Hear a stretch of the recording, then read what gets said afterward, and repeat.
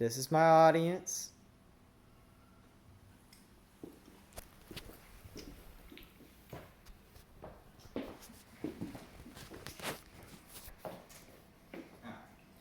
Technology has advanced so much in the last 20 years that we have not stopped to think about what this technology is doing to us, or more specifically, what this technology is doing to our children.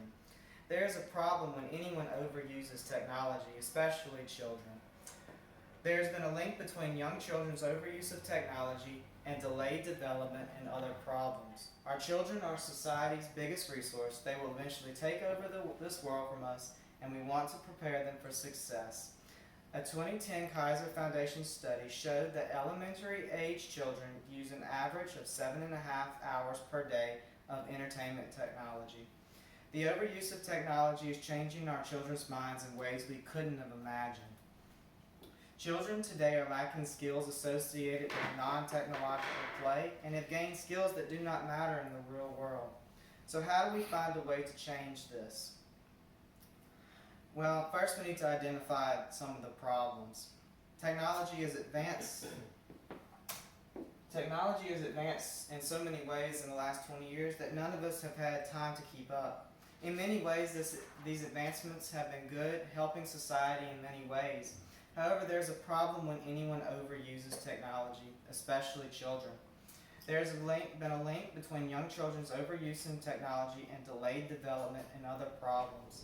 The fact that almost all technology requires users to be sedentary has a detrimental effect on children, including obesity and ADHD.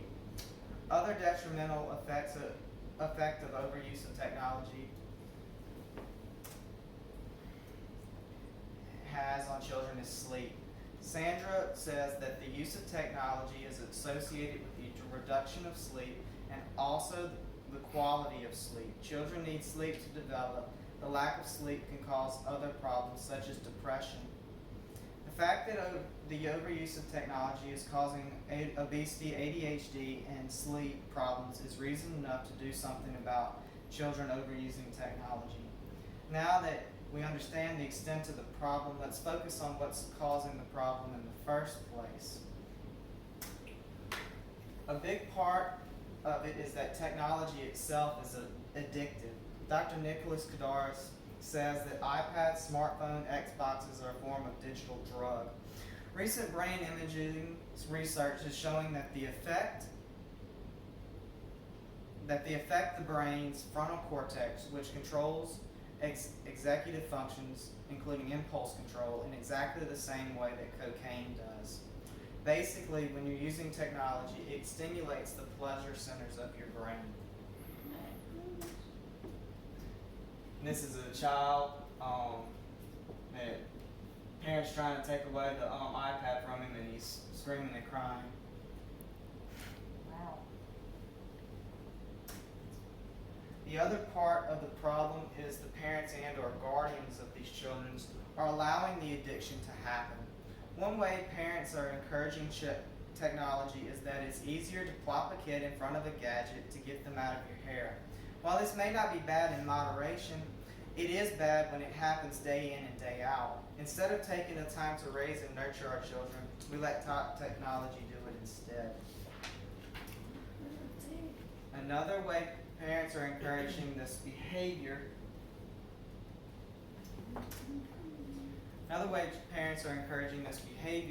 is that they keep purchasing the latest and greatest tech gadgets for their children. This is not only giving into their children's demands, but it also is teaching them that it's okay to be addicted to technology, because everyone in the world is also. And the last way, again, the child is on the technology and the parents just trying to pull him away.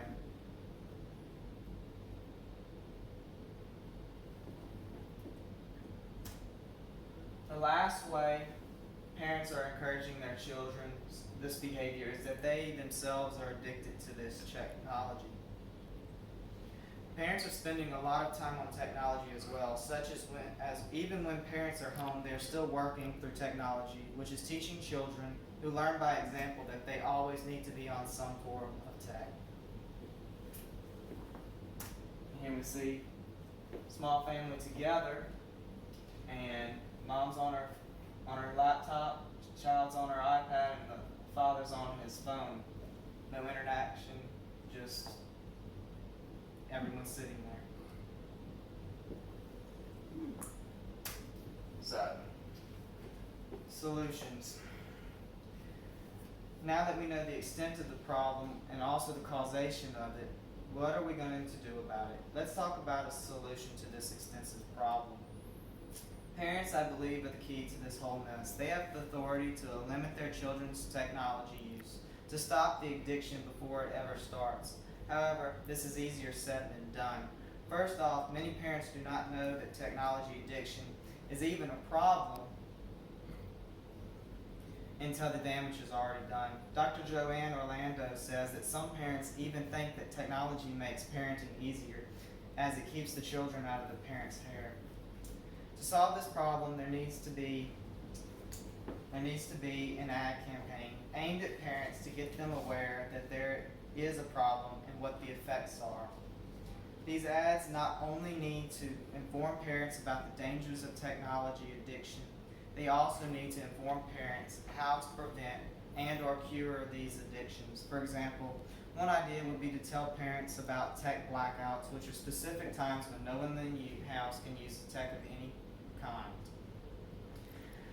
My solution is to get parents informed through the use of this ad campaign. It is my belief that if we can inform the parents, we can stop or at least curb these damaging effects of technology addiction. The campaign will come under fire not only because parents do not like being told how to raise their children, but also because proponents may say that we shouldn't curb our children's technology addiction, but because our children need these skills to survive in today's world. However, the latter just isn't true. A lot of big names in tech went to no-tech schools, such as Google founders Sergey Brin and Larry Page, but also Amazon's creator Jeff Bezos.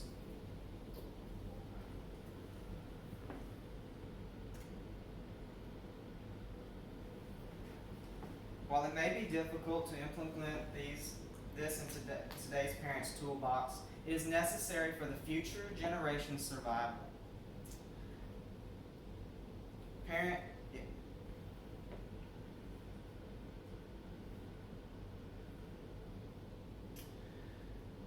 Parents will be able to with this ad campaign, parents will be able to make informed choices about the dangers of technology addiction, and maybe we will be able to stop the addiction before it ever begins.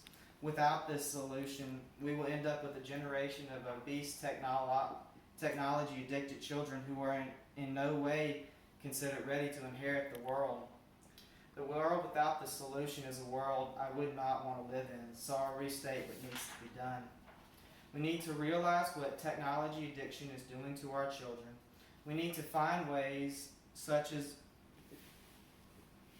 an ad campaign, to inform the rest of the world, namely the world of people who have children, and hopefully create a generation who are ready to inherit this world. Addiction to technology in our children is hurting them in a lot of ways.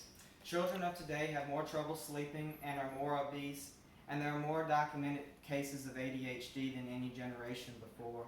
The only way to stop the addiction is to get the parents informed so that they can make the right decision for their children, nay, the right decision for the next generation who will inherit the world.